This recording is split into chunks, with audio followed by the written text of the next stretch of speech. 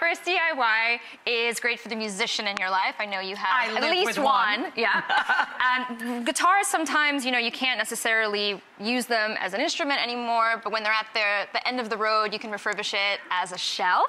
This is really cool. She's got one back here. It's awesome. So what I've already done is I've taken the top out. You don't need power tools for this. I used a handsaw and I sanded it down.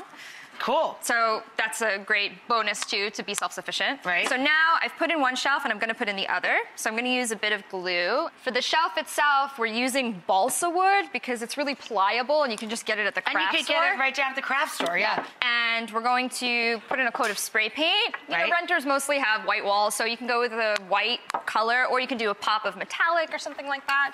So you're gonna wanna stay about 5 to 8 inches away. Do light coats. And then this is how it comes out. Yes. Here, you decorate. This is one of my favorite DIYs. It's super simple, super affordable. You can get a tile at a shop. They're under $1 each. We're gonna make some of our very own coasters. Awesome. So they're gonna look like Polaroids. So I brought you one of Isabu. Isabu. Okay, so you're gonna put a little bit, and put a little bit on the edges too, but mostly it's gonna be on the tile itself. And you're gonna mount it on. Oh, looks fly. So now you're gonna put another layer on top. Right. Again. Seal it up. Yeah, to seal it up. Very sweet. So once you're done with that, this is what a then you let them dry. Yep.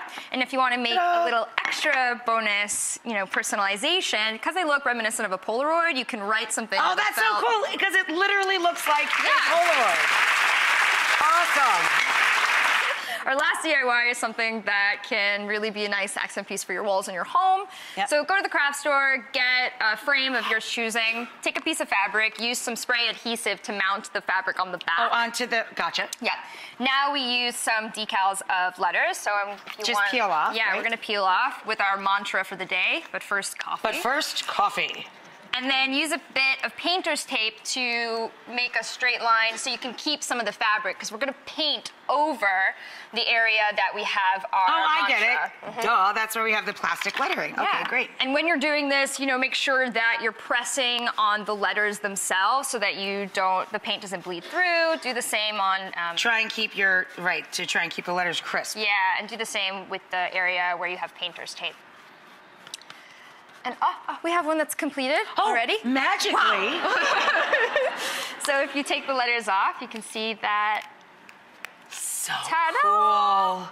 And then, is this a done one? Should I show them this? Yes, please. And then you're gonna take this painter's tape off as well. And then you just put it in the frame. Ta-da! And if you wanna gift it, you know, you can gift it with some coffee or a mug to make a nice set really of it. cute. Yeah, she said if you wanted to gift it, you just put it with a couple of mugs in the coffee, and that's super cute. I love that. Yeah. Thank you so much to Dylan, and you can catch her and more of her great ideas on HGTV's You Wish You Lived Here every Sunday on Snapchat.